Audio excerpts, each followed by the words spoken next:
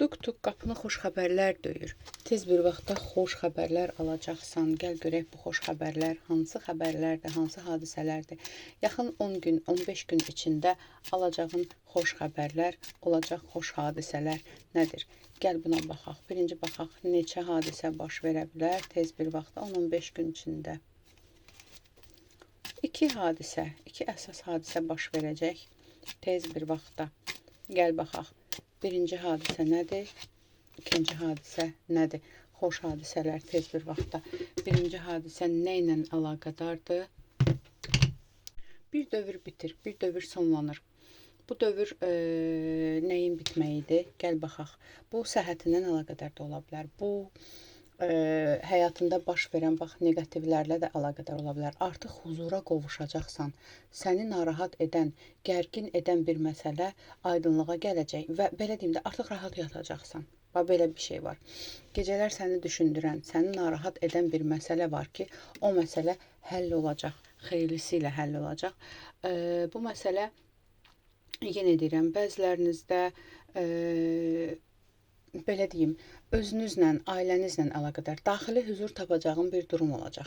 Hazırda səni narahat edən məsələ nədirsə, bax o 10-15 gün içində huzur tapacaqsan o məsələ ilə əlaqədar, rahatlaşacaqsan o məsələ ilə əlaqədar. Sanki olgunlaşacağın bir durum olacaq, daha da olgunlaşacaqsan.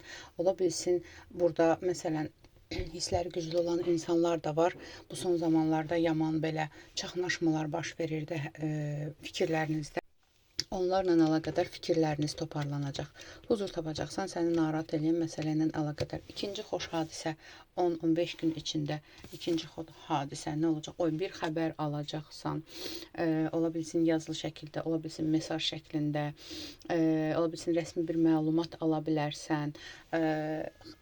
Yəni, əgər tutaq ki, işlə əlaqədar, tutaq ki, CV göndərmisənsə, ondan cavab gələcək. Rəsmi harasa bir məlumat göndərmisənsə, mesaj, məktub göndərmisənsə, ondan olumlu bir xəbər alacaqsan və bu xəbər səni çox sevindirəcək.